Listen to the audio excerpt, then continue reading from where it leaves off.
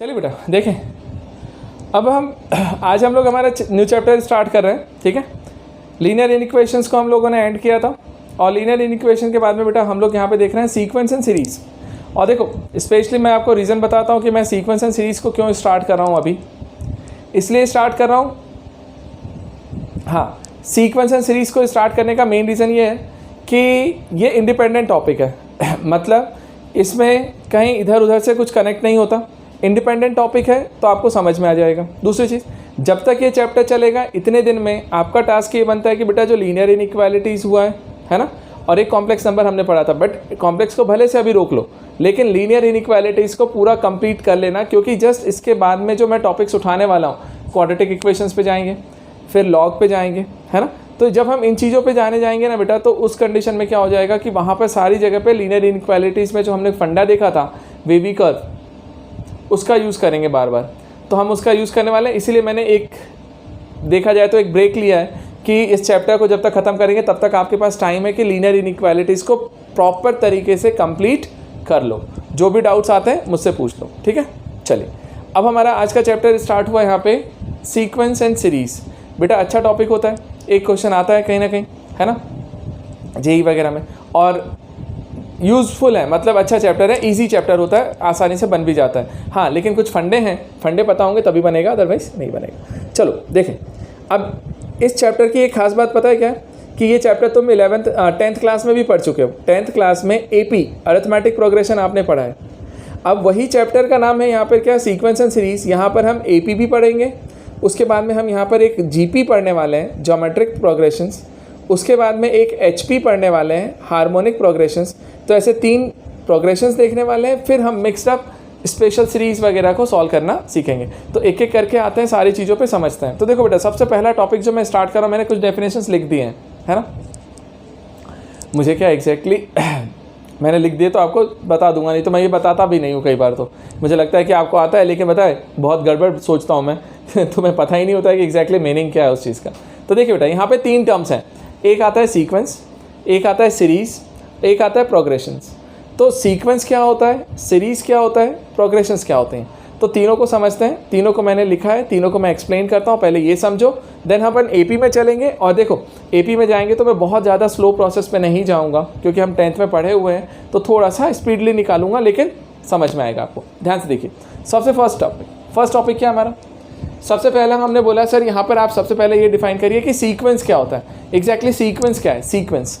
अब बेटा हम सीक्वेंस किसको बोल रहे हैं जरा ध्यान से समझना। हमने क्या बोला, numbers are arranged according to some specific rule separated by comma. मतलब हम क्या बोल रहे हैं कि जहाँ पर, ध्यान से देखना बेटा, कि सीक्वेंस क्या है हमारा, तो हमने क्या बोला है, numbers are arranged according to some specific rule separated by comma. मतलब जब हम एक पर्टिकुलर किसी रूल को फॉलो करते हुए कॉमा लगा करके नंबर्स को अरेंज कर रहे होते हैं ना, लिख रहे होते हैं, तो मैं बोलता हूँ कि वो मेरे लिए क्या हो जाता है, सीक्वेंस। मतलब एक पर्टिकुलर लॉजिक, किसी पर्टिकुलर लॉजिक का, किसी पर्टिकुलर फॉर्मूले का यूज़ करके जब आप सीक्वेंस, मतलब एक नंबर्स को अरेंज कर रहे होते हैं ना कॉमा लगा लगा के, तो हम बोलते हैं कि वो सीक्वेंस है। जैसे एग्जाम्पल के लिए एग्जाम्पल के लिए मैंने बोला बेटा, जैसे फर्स्ट नंबर है मेरा 1, है ना, मैंने 1 लिखा। अब मैं एक सीक्वेंस बनाता हूँ, मैंने बोला कॉमा लगाया, नेक्स्ट वाला नंबर लिखना है, मैंने बोला 2, फिर नेक्स्ट वाला लिखना है 3, फिर लिखना है 4, फिर लिखना है 5।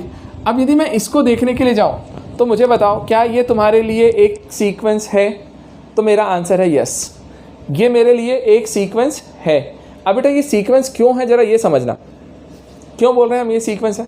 सीक्वेंस इसलिए क्योंकि हमने क्या बोला था, numbers are arranged according to some specific rule. और यहाँ स्पेसिफिक रूल क्या है कि हम नेचुरल नंबर्स लिखे जा रहे हैं नंबर्स में, तो फर्स्ट नंबर 1, फिर 2, फिर 3, फिर 4, फिर 5, बाकायदा एक रूल को फॉलो करते हुए जा रहे हैं ना। यदि मान लीजिए मैं n टर्म्स तक लिखता हूँ, n टर्म्स, तो मुझे कोई दिक्कत नहीं है, मैं लिखते जाऊँगा। आपसे मैं बोलूँगा लिखते जाओ तो लिख दोगे तुम, क्यों, 5 के बाद क्या आएगा, 6। आपको पता है रूल क्या है, नेचुरल नंबर लिखे जा रहे हैं, तो 1 2 3 4 5 6 7 8 9 10 n तक। तो आपके पास एक रूल है, एक लॉजिक है, उस लॉजिक का यूज़ करके आप यदि इसको लिख रहे हो तो ये चीज़ मेरे लिए सीक्वेंस है। तो देख, फर्स्ट फंडा हो गया कि यार ये सीक्वेंस बना। दूसरा एग्जांपल और देखते हैं, फिर मैं आपको समझाता हूँ अच्छे से, समझिएगा। यदि मानिए मैंने बोला यहाँ पे कि कभी 2 लिखा जाए, 4 लिखा जाए, 6, 8 और ऐसे करते हुए लिखे जाए, और अब यदि मैं n टर्म्स लिखता हूँ तो ज़रा मुझे बताओ क्या यहाँ पर भी बाकायदा हमने किसी रूल को फॉलो किया है, किसी लॉजिक को फॉलो किया है? क्या हमने यहाँ पर किसी रूल को या किसी लॉजिक को फॉलो किया है? तो मेरा आंसर है यस, मैंने यहाँ पे लॉजिक को फॉलो किया। वो क्या किया है कि 2 लिखा है, देन 4, देन 6, देन 8, सारे के सारे इवन नंबर्स हैं, है ना। तो हम इसको क्या लिख सकते हैं, 2 × 1, ये 2 × 2, 2 × 3, 2 × 4, 2 × n। तो हम बोलेंगे यार ये भी बाकायदा एक रूल है जिस रूल के थ्रू हम लोग लिखते जा रहे हैं। तो हम लोग बोलेंगे यार ये भी मेरे लिए क्या बन के आया, एक सीक्वेंस, मतलब बाकायदा एक लॉजिक और एक रूल मेरे पास है। अच्छा देखो अगला, यदि मान लीजिए मैं यहाँ पे लिखता 1, 3, 5, 9 और इस तरीके से लिखता n टर्म्स तक, मुझे बताओ क्या ये एक पर्टिकुलर लॉजिक है? क्या सर हम ऑड नंबर्स को अरेंज कर रहे हैं, तो 1, 3, 5, 9, 7, मतलब 1, 3, 5, 7 फिर 9, है ना। तो इस तरीके से यदि आप लिखने के लिए जा रहे हो, इस तरीके से लिखने के लिए जा रहे हो, तो ये सारी चीज़ें जो हमारे लिए क्या हो जाती है बेटा, सीक्वेंस। मतलब सीक्वेंस कौन है, जो एक पर्टिकुलर लॉजिक या एक पर्टिकुलर रूल को फॉलो करते हुए नंबर्स को कॉमा करके हम अरेंज करते हैं। तो कॉमा करके आप यदि उसे अरेंज कर रहे हैं तो उसे हम लोग क्या बोल रहे हैं यहाँ पे, सीक्वेंस। और बताऊँ सीक्वेंस से ही रिलेट करते हुआ ये प्रोग्रेशन टर्म आएगा, बट एक छोटा सा डिफरेंस आएगा। अब क्या डिफरेंस आएगा मैं भी आपको एक्सप्लेन करता हूँ, ज़रा समझना एक बार। चलो मैंने ये आपको सीक्वेंस समझाया, इसी के लगे हाथ आप सीरीज़ भी समझ लो, देन आप मुझे बताना कि आपको समझ में आया कि नहीं आया। सीरीज़ की बात करते हैं। यार सीरीज़ क्या होता है, नाम से समझ में आ रहा है सीरीज़, सिंपल सा। मैं तो ऐसा याद करता हूँ तो मैं बोलता हूँ दिवाली के टाइम पे आप लाइट लगाते हो सीरीज़ आप ऐसा सोच लिया करो, क्या करते हो सीरीज़ बनाने के लिए, यार पहला बल्ब उसके साथ में कनेक्ट किया, दूसरा, दूसरे के साथ तीसरा, तीसरे के साथ चौथा, मतलब आप ऐसे बल्ब को कनेक्ट करते हुए जाते हो ना, ऐड करते हुए जाते हो। तो मैं वही चीज़ बोल रहा हूँ, क्या sum of all terms of sequence is called as a series, मतलब sum of all terms of sequence. तो सीक्वेंस के जितने भी टर्म्स हैं उन सब का जो सम है उसको सम के फॉर्मेट में रिप्रेजेंट कर दीजिए, प्लस के फॉर्म में, तो वो मेरे लिए क्या हो जाएगा, एक सीरीज। जैसे इसी को लिखने जाए तो हम इसको लिख सकते थे सर 1 + 2 + 3 अप टू n, तो ये एक सीरीज बन गई। दूसरे वाले को ऐड करते तो 2 + 4 + 6 अप टू 2n, लास्ट वाला टर्म होगा, चलेगा। फिर ये 1 की बात करें तो 1 + 3 + 5 अप टू ये 2n - 1 होता है, ठीक है, जो भी होगा हम लिख लेंगे। अब जरा सोचिए, इन सबको सिर्फ मैंने ऐड करके लिखा, ये टर्म कैसे लिख रहा हूँ आपको बताऊँगा, अभी फॉर्मूला लिख जाएंगे। तो ये जो इसको यदि आप प्लस करते हुए लिखते जाएंगे ना, सारे टर्म्स को सम करते हुए लिखोगे तो वो मेरे लिए क्या बन जाता है, सीरीज। तो पहले मुझे बताओ क्या सीक्वेंस और सीरीज क्लियर है? तो सीक्वेंस से ही रिलेट करता हुआ प्रोग्रेशन है, फिर मैं उसको एक्सप्लेन करता हूँ कि प्रोग्रेशन क्या है। अब आइए बेटा, अब अपन लोग जा रहे हैं प्रोग्रेशन को समझने कि यार एग्जैक्टली प्रोग्रेशन क्या होता है। अब प्रोग्रेशन को समझना, और प्रोग्रेशन और सीक्वेंस में एक छोटा सा डिफरेंस है, हम उस चीज़ को समझ नहीं पाते हैं। जरा यहाँ देखिएगा, क्या हमने क्या बोला है, प्रोग्रेशन क्या है बेटा, a sequence in which we can calculate the nth term is called progression. मतलब हर वो सीक्वेंस, जिसको भी आपने सीक्वेंस बोला है ना, वही मेरे लिए प्रोग्रेशन बन जाएगा। लेकिन कब बनेगा, जब आपको उसका nth टर्म पता है।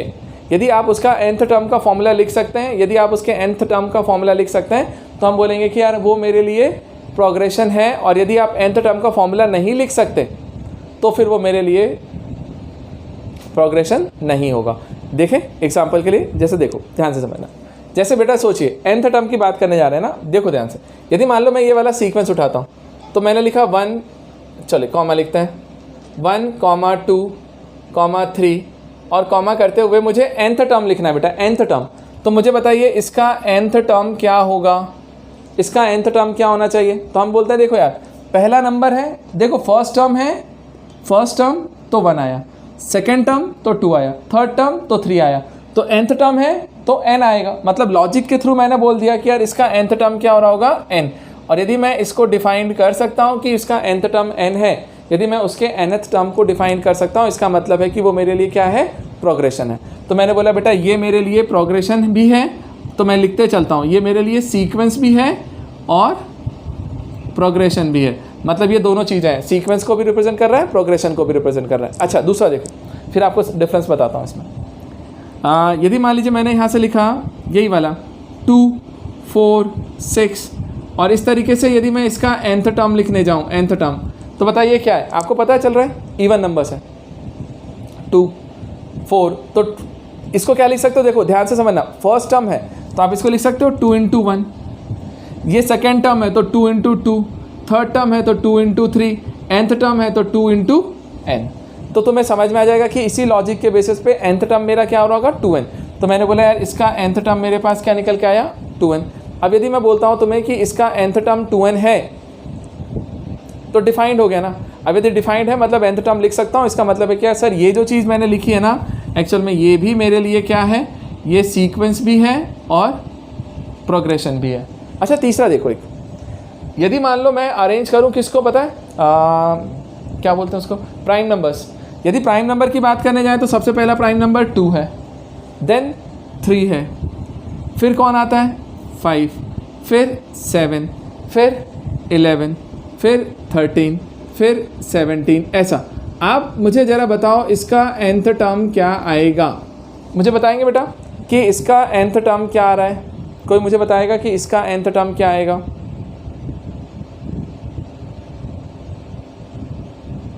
हाँ बेटा कोई मुझे बताना चाहेगा। अब देखिए बेटा ध्यान से सुनिएगा, यदि इस वाले में तुमसे पूछूं मैं कि यार मुझे नंबर बता दो कि nth टर्म कौन सा होगा, मैं नहीं बता सकता। मत लॉजिक लगाओ कि इसका कुछ nth टर्म निकलेगा, नहीं निकलेगा। क्यों नहीं निकलेगा मालूम है यार, मुझे पता ही नहीं है ना। देखो मुझे यहाँ पर कोई पर्टिकुलर, ध्यान से सोचिएगा, यहाँ पर कोई पर्टिकुलर फॉर्मूला नहीं है मेरे पास। मुझे मालूम है कि सीक्वेंस में यदि अपन लिखने जाते हैं यहाँ पे तो ये पहला नंबर 2 है, 2 के बाद 3 आता है। देखो प्राइम नंबर किसको बोलते हैं, जो एक तो इटसेल्फ खुद से डिविजिबल हो और 1 से डिविजिबल हो। तो 2 आता है, देन 3 आता है, देन 5 आता है। तो इनके बीच में कोई ऑर्डरिंग फिक्स नहीं है। 2 के बाद 3, इनके बीच का गैप 1 है, 3 से 5 के बीच का 2 है, इधर का भी 2 है, फिर 4 हो गया, फिर कुछ और हो गया, 2 हो गया। तो यहाँ पे पर्टिकुलर देखा जाए ना तो ये जो नेचुरल, ये जो अपने प्राइम नंबर्स हैं बेटा वो किसी भी रूल को फॉलो नहीं करते, किसी रूल को फॉलो नहीं करते। इस कारण से मैं इसके nth टर्म को डिफाइन नहीं कर सकता। और यदि मैं nth टर्म को डिफाइन नहीं कर सकता ना तो मैं क्या बोलूँगा मालूम बेटा, ये मेरे लिए सीक्वेंस तो है लेकिन प्रोग्रेशन नहीं है।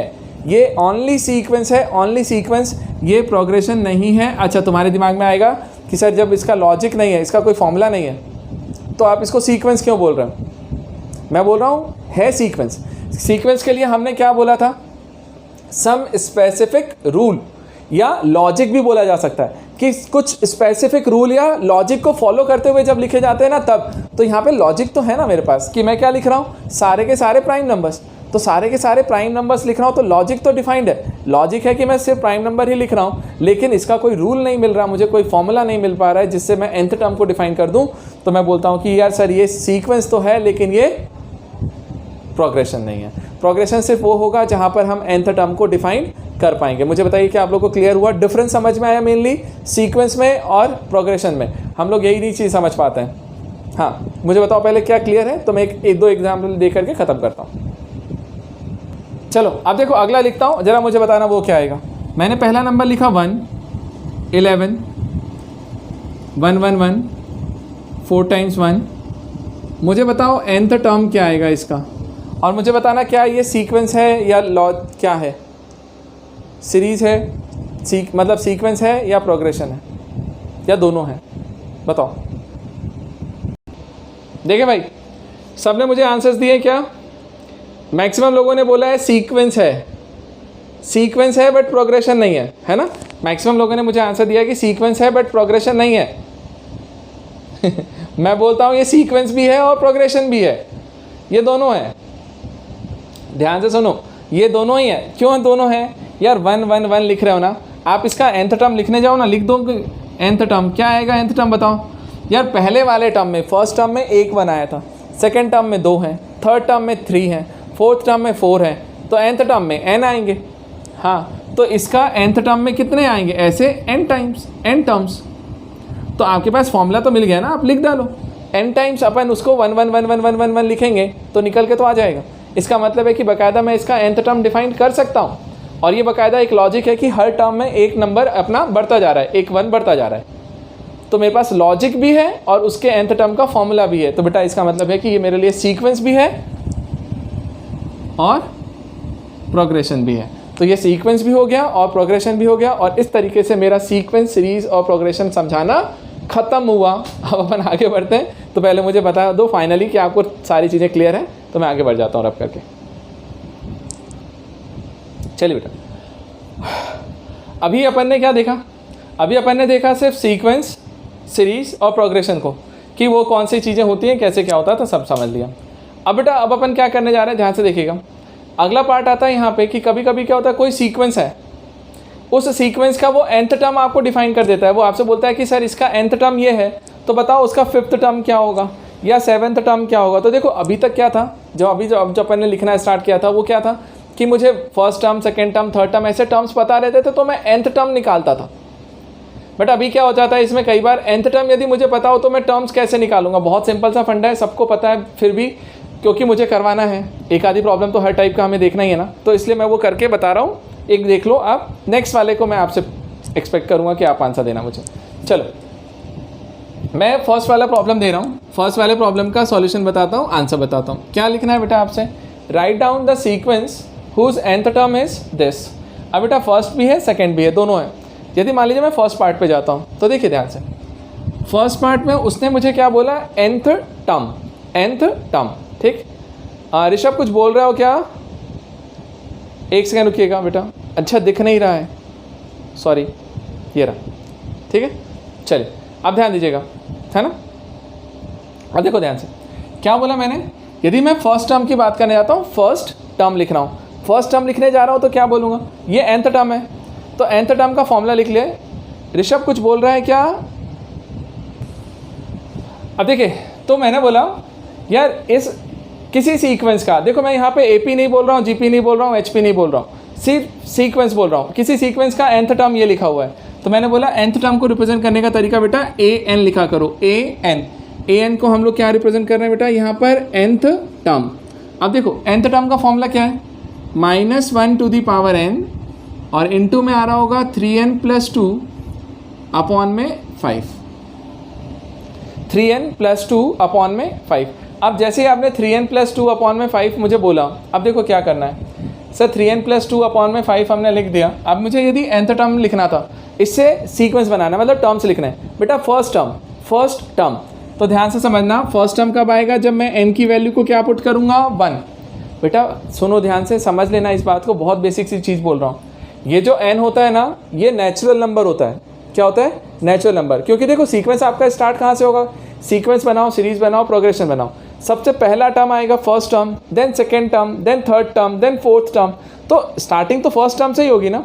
n की वैल्यू हमेशा मिनिमम 1 होगी, फिर 2, 3, 4, 5, 6, मतलब वो हमेशा नेचुरल नंबर ही होता है। तो नेचुरल नंबर है, तो हमने बोला फर्स्ट टर्म मतलब n की वैल्यू 1। तो n की वैल्यू 1 आपको कहाँ रखना है, पूरे इसमें। तो मैंने लिखा A1, n के प्लेस पे यहाँ 1 पुट किया, तो सब जगह 1 करिए। तो -1 की पावर 1, 3 × 1 + 2 अपॉन में 5। सॉल्व करें बेटा, -1 की पावर 1 तो माइनस ही होगा, और ये हो जाएगा 3 + 2 5, 5/5 1 हो गया, तो -1। मतलब A1 की वैल्यू क्या निकल के आई सर, -1। तो फर्स्ट टर्म मेरे लिए आया -1। चलो फर्स्ट टर्म आने के बाद अपन कहाँ निकले, सेकेंड टर्म पे। सेकेंड टर्म कैसे निकलेगा जरा बताना, जब मैं n की वैल्यू को क्या पुट करूँगा, 2। अब ध्यान देना, आपने n को 2 पुट किया। अब n की वैल्यू यदि मैं 2 पुट करने जाऊँ इस फॉर्मूले में, तो जरा बताओ क्या आएगा, A2, है ना, इक्वल टू क्या हो रहा होगा, -1 की पावर 2, और यहाँ पे रख के देखो तो 3 × 2 + 2 अपॉन में 5। अब सॉल्व करके देखो, -1 का स्क्वायर करोगे +1 आएगा, यहाँ से लिखोगे तो 6 + 2 8, 8/5, मतलब A2 की वैल्यू तुम्हारे पास निकल के आई सर 8/5। सेकेंड टर्म भी निकल के आ गया। जैसा फर्स्ट टर्म निकाला वैसा सेकंड निकाला, वैसे ही आप थर्ड टर्म निकाल लीजिए। तो ऐसे करके हम बहुत सारे टर्म निकाल सकते हैं बेटा। यहाँ पे देखो मैं इधर लिखता हूँ, यदि मैं n = 3 लिखने जाऊँ तो A3 आएगा थर्ड टर्म। A3 की वैल्यू क्या होगी, -1 का क्यूब, और यहाँ आएगा 3 × 3 + 2 अपॉन 5। n के प्लेस पे 3 रख देना हर जगह, सॉल्व हो गया। -1 का क्यूब करेंगे तो माइनस आएगा, 9 + 2 11, तो 11/5, तो ये A3 आया। अब इसी तरीके से यदि वो मुझसे बोलता है कि 5 टर्म्स बताओ, 7 टर्म्स बताओ, 9 टर्म्स बताओ, जितने टर्म्स बोलेगा मैं उतने टर्म्स निकाल सकता हूँ। जैसे मान लीजिए मैंने अभी सिर्फ कितने निकाले, 3 टर्म्स। फर्स्ट टर्म निकाला तो n को 1 पुट किया, सेकेंड टर्म निकाला तो n को 2 रखा, थर्ड टर्म निकाला तो n को 3 रखा। तो यदि तुम्हें कभी कोई सीक्वेंस का nth टर्म का फॉर्मूला पता हो तो आप उससे कोई सा भी टर्म निकाल सकते हो। यदि कोई बोलता है तुम्हें 10th टर्म निकालो इसका 10th, तो n की वैल्यू 10 रख देना, कैलकुलेट कर लेना। 17th टर्म बोलता है 17 रख देना, कैलकुलेट कर लेना। तो जो भी है आपका आंसर निकल के आ जाएगा। मुझे बताओ क्या आपको ये क्लियर है, तो आप मुझे सेकंड वाले का आंसर दोगे।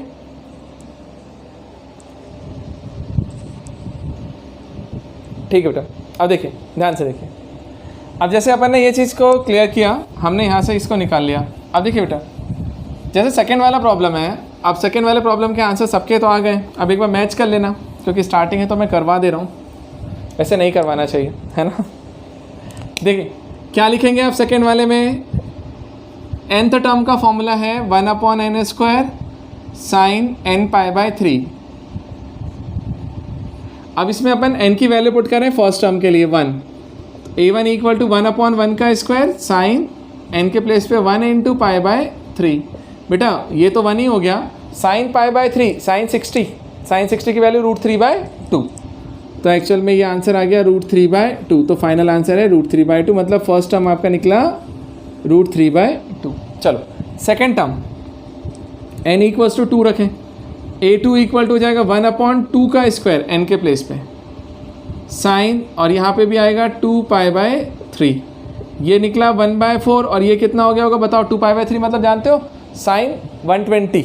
साइन 120 मतलब क्या होता है, साइन 90 + 30, साइन 90 + 30 तो हो जाएगा cos 30। cos 30 की वैल्यू कितनी होती है, √3/2, मतलब इसकी वैल्यू भी आ रही होगी √3/2। सबको सॉल्व करते आता है ये चीज़, √3/8।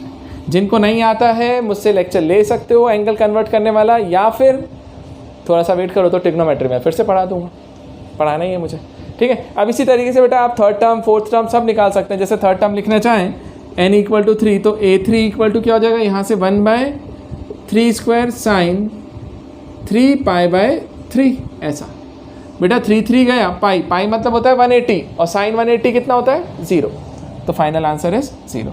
तो इस तरीके से आप आसानी से उसके नंबर्स को निकाल सकते हैं, ठीक है। क्या सबके आंसर यही आए थे? अब देखिएगा बेटा, ध्यान से समझिएगा मेरी बात। सेकेंड वाला जो प्रॉब्लम है ना, सेकेंड वाला देखते हैं अपन ना।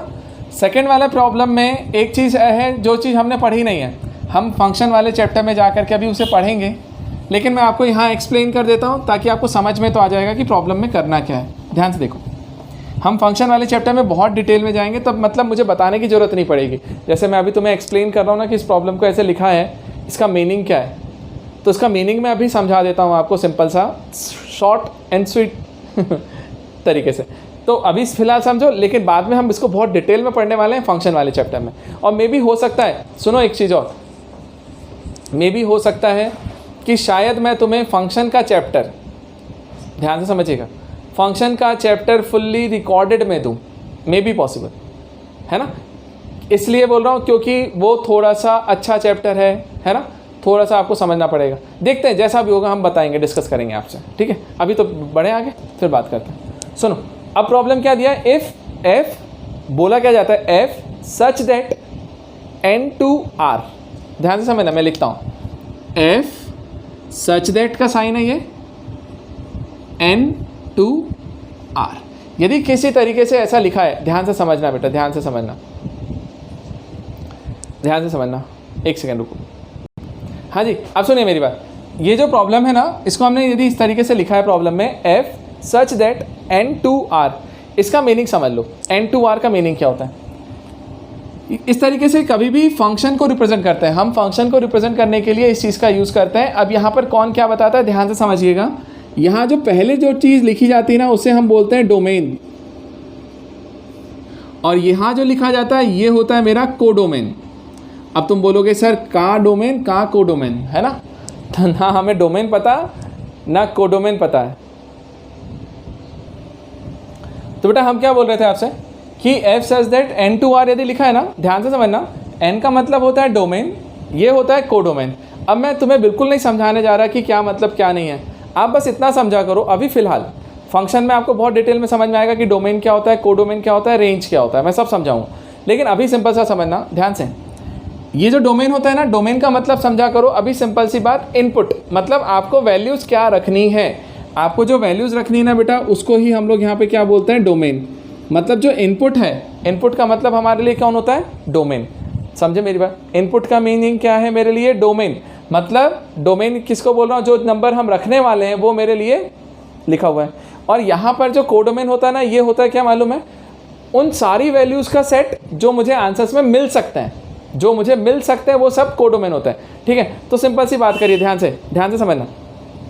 यदि मैंने n 2r लिखा है। n का मतलब है नेचुरल नंबर, कैपिटल N से नेचुरल नंबर को रिप्रेजेंट करते हैं, r से रियल नंबर को रिप्रेजेंट करते हैं। ध्यान से समझिएगा, r से रियल नंबर और n से नेचुरल नंबर। तो देखो ध्यान से, n मतलब डोमेन के प्लेस पे है, मतलब इनपुट में जो रखोगे वो क्या रखोगे, नेचुरल नंबर रख सकते हो, और आउटपुट में जो मिलेगा वो क्या मिलेगा, r रियल नंबर मिलेगा, मतलब चलेगा। ठीक है, तो जैसे देखो मैं तुम्हें यहाँ पे बताता हूँ an की बात करते हैं। ठीक है बेटा, ध्यान से देखिएगा, जो f ऑफ n लिखा है उसे ही an लिखा है, और उसका फॉर्मूला दिया है n/2n+1 का स्क्वायर। अब जरा सोचो, आप यहाँ पर n की वैल्यूज़ रखने वाले हो, n की, क्योंकि n के टर्म्स में, तो n की क्या वैल्यूज़ रख सकते हो, जो भी रखोगे वो इनपुट होगा, और इनपुट हमेशा क्या रहेगा यहाँ पे, नेचुरल नंबर।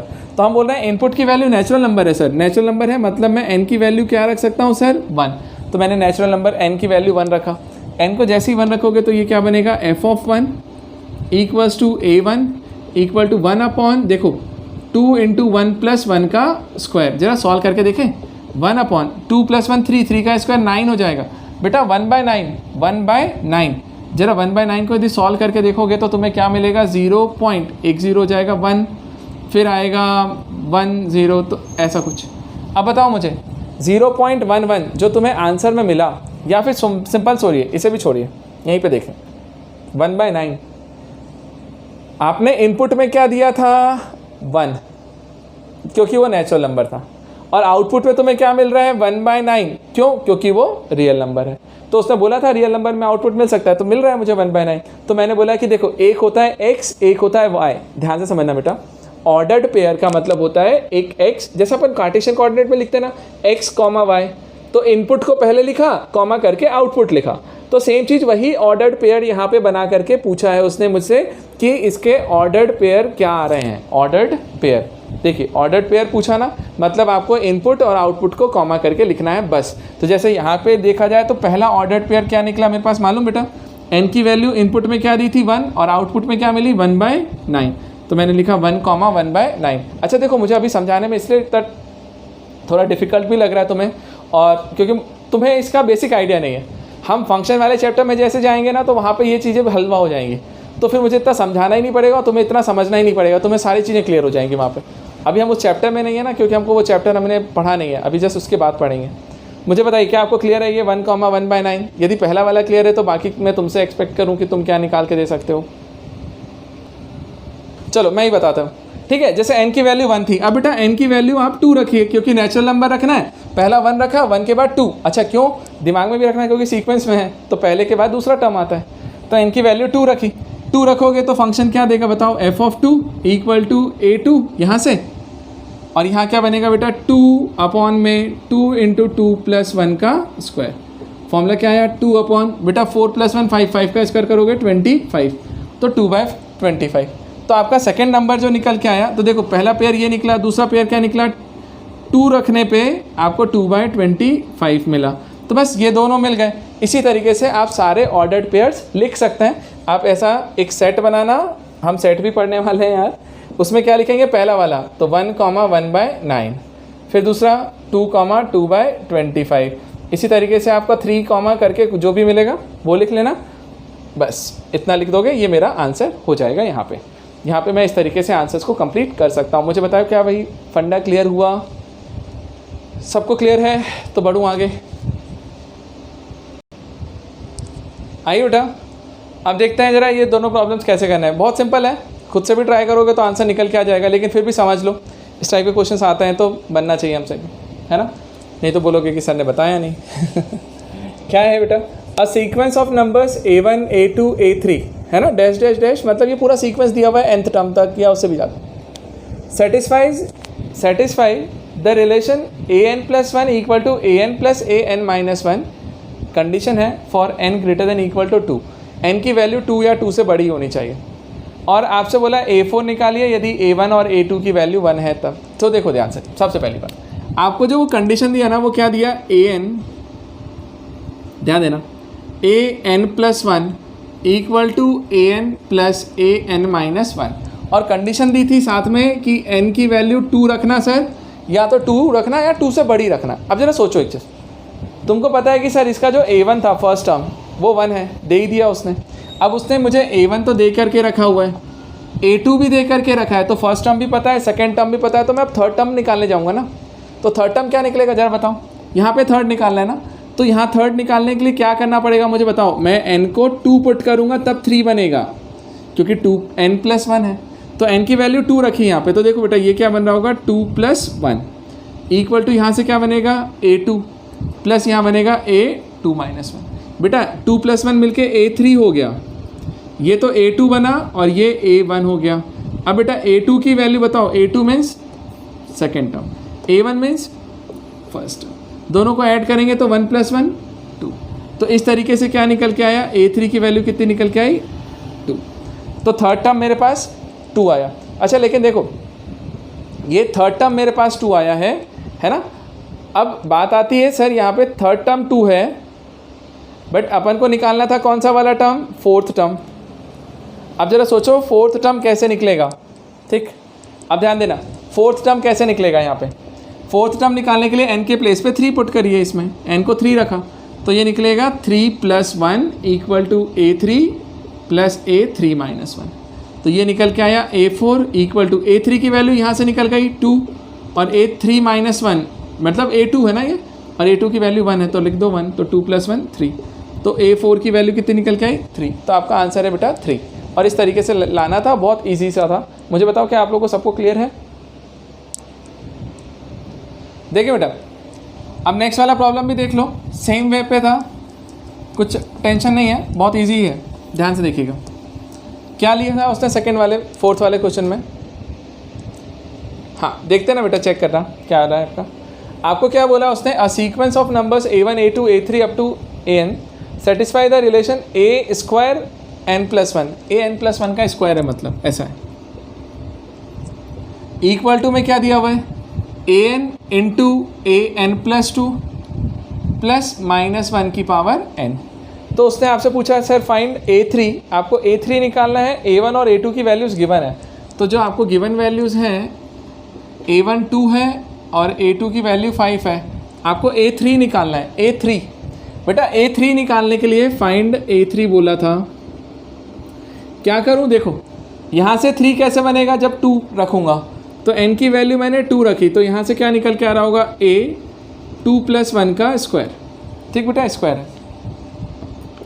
इक्वल टू में n के प्लेस पे क्या आएगा A2, अगले वाले में क्या आएगा A2+2, तो गड़बड़ हो जाएगी यार, और प्लस -1 की पावर n की वैल्यू लिखने जा रहे हैं, तो -1 की पावर n यदि लिखा हुआ है यहाँ से, तो n की वैल्यू आप लिखोगे 2।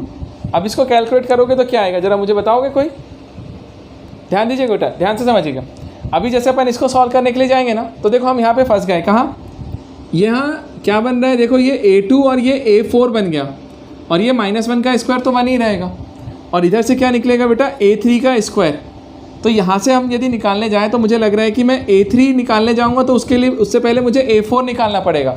मतलब यदि मैं यहाँ A3 लिख रहा हूँ तो अगला वाला टर्म यहाँ बनता है, तो यहाँ पे हम फंस रहे हैं क्योंकि A4 नहीं है। तो एक काम करते हैं, हम n की वैल्यूज़ तो रख सकते हैं ना यहाँ पे, तो हमने n की वैल्यू को 2 की बजाय 1 रखा, 1 मान लिया। यदि मैं 1 रखता हूँ तो बताओ क्या आएगा, A1+1 का स्क्वायर, राइट, और यहाँ AN तो A1, और यहाँ बनेगा A1+2 प्लस -1 की पावर 1n। अब ज़रा देखो चेक करके क्या आएगा, ये बना A2 का square equal to A1 into A3 plus -1 की पावर करेंगे तो -1। अब ज़रा वैल्यूज़ पुट करिए, A2 की वैल्यू कितनी थी बेटा 5, तो मैंने लिखा 5 का स्क्वायर। A1 कितना है 2, और A3 निकालना है -1, इसको धर ले आओ, ये बन जाएगा 25 प्लस 1 इक्वल टू 2A3, और 2 से डिवाइड करना तो A3 की वैल्यू निकलेगी 26/2 मतलब 13। तो A3 की वैल्यू क्या निकल के आई बेटा 13। तो जो A3 आपके लिए फाइनल आंसर में मिल रहा है वो 13 है बस। और इस तरीके से निकालना था, ज़रूरी नहीं होता कि हम हमेशा यहीं से निकालें, हो सकता है इधर से मिल रहा हो तो इधर से उठा के ले आओ। बोले भाई क्या आप लोग को सबको क्लियर है, ठीक है बेटा, है ना। चलिए फिर आज की क्लास को बस यहीं पे रोकते हैं। फर्स्ट क्लास है सीक्वेंस एंड सीरीज़ की, मेनली डेफिनेशंस बताए थे मैंने आपको सब कुछ, है ना, ठीक। आपको डेफिनेशन मैंने बताए, सीक्वेंस, सीरीज, प्रोग्रेशंस में क्या डिफरेंस है, टर्म से रिलेटेड कुछ क्वेश्चंस के पैटर्न बता दिए जिस पैटर्न पे क्वेश्चन वो पूछेगा, है ना। बस इसके अलावा अभी अपन को कुछ नहीं करना है। नेक्स्ट क्लास में हम लोग सीधे सीधे उस पे जाएंगे, कहाँ पे, एपी पे। अब नेक्स्ट क्लास से हम लोग एपी पे जा रहे हैं, अरिथमेटिक प्रोग्रेशन, और अरिथमेटिक प्रोग्रेशन को हम लोग समझने वाले। ठीक है बेटा, चलो।